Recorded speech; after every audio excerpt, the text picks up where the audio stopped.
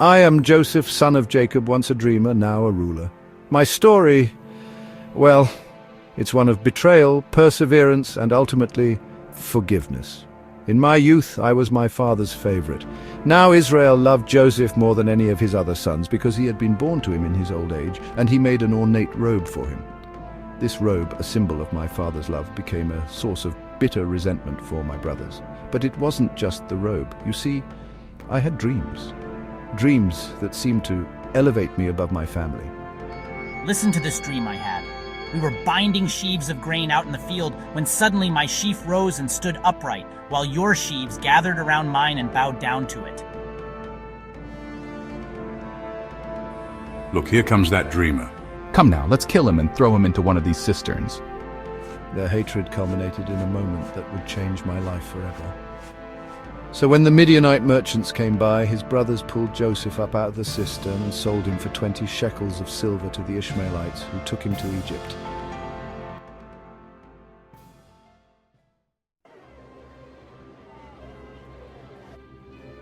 In Egypt, I faced trials beyond measure, from Potiphar's house to the depths of prison. In Potiphar's house, I rose to a position of trust, only to be falsely accused and imprisoned. He came in here to sleep with me, but I screamed. Once again, I found myself in a pit, but this time it was a pit of despair. Yet even in the darkest moments, the Lord was with me. The Lord was with Joseph so that he prospered, and he lived in the house of his Egyptian master. In prison, God granted me the ability to interpret dreams. This gift would soon change my fate. I had a dream and no one can interpret it. But I have heard it said of you that when you hear a dream, you can interpret it. I cannot do it, but God will give Pharaoh the answer he desires. Through God's wisdom, I interpreted Pharaoh's dreams, predicting 7 years of abundance followed by 7 years of famine. You shall be in charge of my palace, and all my people are to submit to your orders. Only with respect to the throne will I be greater than you. In a single day, I went from prisoner to ruler of Egypt, second only to Pharaoh himself. As the years passed, I oversaw the storage of grain during the abundant years, preparing for the famine to come.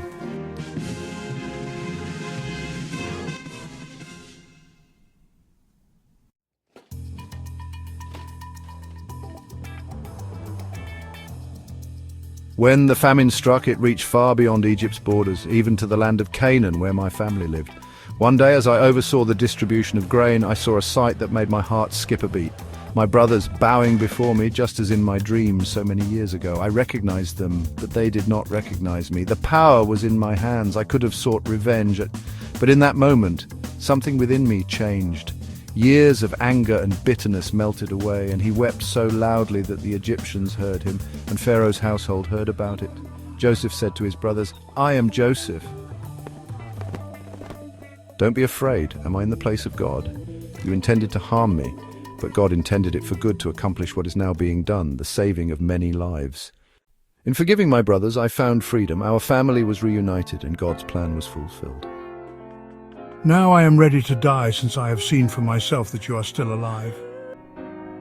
My journey from the pit to the palace taught me this. Forgiveness is not just a gift we give others, but a liberation we grant ourselves. Through all the trials and triumphs, God's hand was guiding me, weaving a tapestry of redemption from threads of betrayal. My story is a testament to God's faithfulness and the power of forgiveness to transform lives. For in the end, it is not our circumstances that define us, but how we choose to respond to them. May my story inspire you to trust in God's plan, even in your darkest moments, and to embrace the healing power of forgiveness. For as the Lord was with me, so he is with you, always.